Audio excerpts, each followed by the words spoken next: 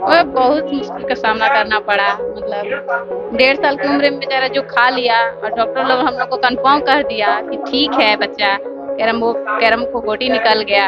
हम लोग उसी भ्रम में जी रहे थे कि निकल गया है, धीरे धीरे इसका जख्म ठीक हो रहा है, और अंदर अंदर इसका इन्फेक्शन भी बढ़ रहा था, कैरम को गोटी भी था।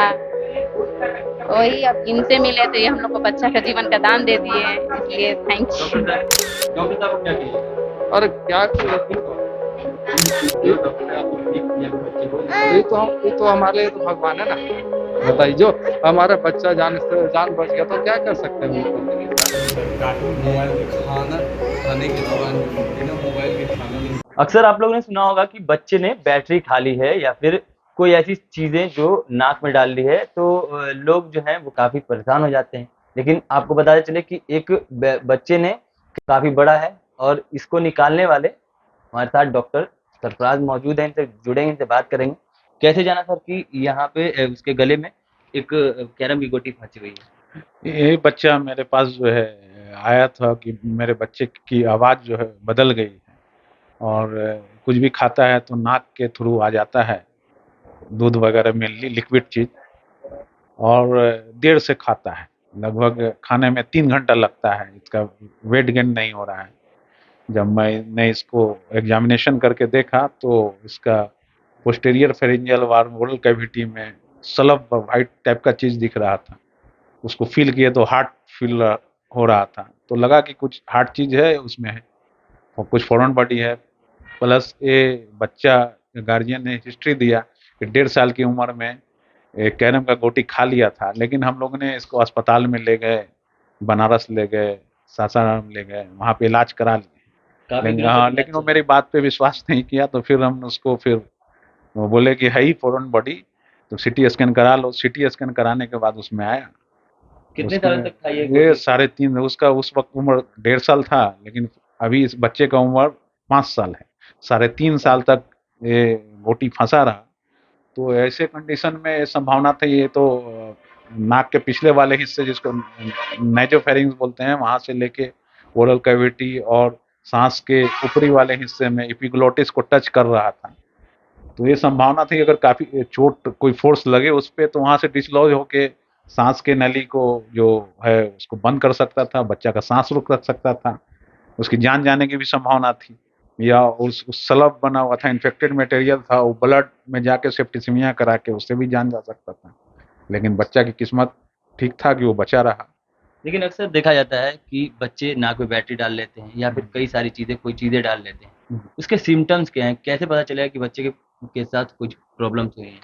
नाक में जनरली आता है तो डिस्चार्ज आता है, नाक बैटरी डालने पे नाक से डिस्चार्ज, ब्लडी डिस्चार्ज आता है। या उसमें फिर वो आता है, जनरली हिस्ट्री दिया रहता है गार्जियन लोग की कुछ नाक में डाल लिया है, तो फिर आता है, तो हम लोग दूरबीन के माध्यम से देखते हैं तो फंसा हुआ दिखता है। सिम्पटम्स में क्या-क्या है? उससे क्या-क्या प्रॉब्लम्स हो सकते नाक हैं? बंद होता है बहुत लंबे दिन तक। कोई बच्चा अगर नाक में डाला रहता है तो महक आता है लंबे दिन में। कोई कोई बच्चा है कि 1 हफ्ता 10 दिन 1 महीना से डाला हुआ है, कोई कोई 3-3 महीना से डाला हुआ है नाक में कोई चीज, तो महकता है। तो इसका स्ट्रॉन्ग डायग्नोस्टिक क्राइटेरिया है कि अगर यूनिलेटरल एक नाक में अगर बच्चा को महक आ रहा हो तो आप समझेंगे कि फॉरेन बॉडी है, जान लेना है, डिक्टम है। अगर एक नाक से बच्चा को महक आ रहा है तो आप समझ जाइए कुछ डाला होगा बच्चा। कुछ डाला। हाँ। ये सारी चीज़ें अगर बच्चे किन-किन चीज़ों से बच्चों को बचा के रखना चाहिए लोगों को? बच्चा तो हाइपर एक्टिव होता है, तो जितनी जो है मुंह में डालने खाने वाली जो वस्तुएं हैं उसको बच्चा से दूर रखना है, ऊंचा रखना है, या बच्चा पे ध्यान देना है उसको, या कुछ डाले तो उस पर तुरंत ध्यान देना है। दूसरा बात है कि अगर बच्चा अचानक से खाना खाने में दिक्कत होने लगे, कोई सर्दी खांसी बुखार नहीं हो, या सांस लेने में दिक्कत हो, तो तुरंत जो है निकटतम जो है डॉक्टर लोग हैं उनसे संपर्क करना चाहिए। चलिए, डॉक्टरों से संपर्क करना चाहिए। हमारे साथ डॉक्टर सरफराज की वाइफ भी हैं, अर्चना तबस्सुम नाम है इनका। इनसे भी जुड़ेंगे, इनसे भी बात करेंगे। दोनों आप लोग साथ में, कैसा एक्सपीरियंस रहता है? जी, अच्छा रहता है हम लोग का साथ में। एक दूसरे को हेल्प कर पाते हैं, और कोई कॉम्प्लिकेटेड केसेस होता है उसको भी अच्छे से हम लोग दोनों मिलके अपने सोच समझ से सॉल्व कर पाते हैं आसानी से। आप एक माँ हैं, जो बच्चे माँ माँ जो हैं, उनको किन चीज़ों का ध्यान देना चाहिए? बच्चों को किन चीज़ों से दूर रखना चाहिए? जी। बच्चे को हर छोटी चीज़ वस्तु जो वो मुँह कान नाक में डाल सकता है, उससे बचाना चाहिए। प्लस हम लोग बच्चे को कई बार देखते हैं बेदाना का वो जो अनार का दाना होता है वो डाल के आता है बच्चा लोग। तो माँ लोग ऐसे ही काम करते रहती है और बच्चों को दे देती है, जाओ मतलब अनार खाओ, और वो अनार का दाना कितनी बार नाक में कान में बच्चे लोग डाल के आता है। या बादाम है या बटन बैटरीज है जो खिलौना के पैकेट्स में मिलते हैं। सबसे ज्यादा किसी माँ बाप को अगर ध्यान देना है तो बच्चे को महंगा ही खिलौना दिलाइए, मजबूत खिलौना दिलाइए, कभी कमजोर खिलौना नहीं दिलाना है, क्योंकि बच्चा लोग कई बार चिवा करके उसके छोटे पार्ट को कभी निकल जाता है। अगर वो गलती से सांस के नली में गया तो फिर वो बच्चा का जान मुश्किल में पड़ सकता है। ये सारी चीज़ों को बचा करके रखना हाँ। चाहिए। तो ये डॉक्टर्स हैं जिन्होंने उन बच्चे की जान बचाई है, लेकिन उस बच्चे से भी मिलेंगे, उस बच्चे से भी बात करेंगे, उसके गार्जियन से बात करेंगे, दिखाएँगे कि कैसे अभी फ़िलहाल में वो कैसे खाना खाता है, क्या करता है। चलिए देखते हैं बच्चों को।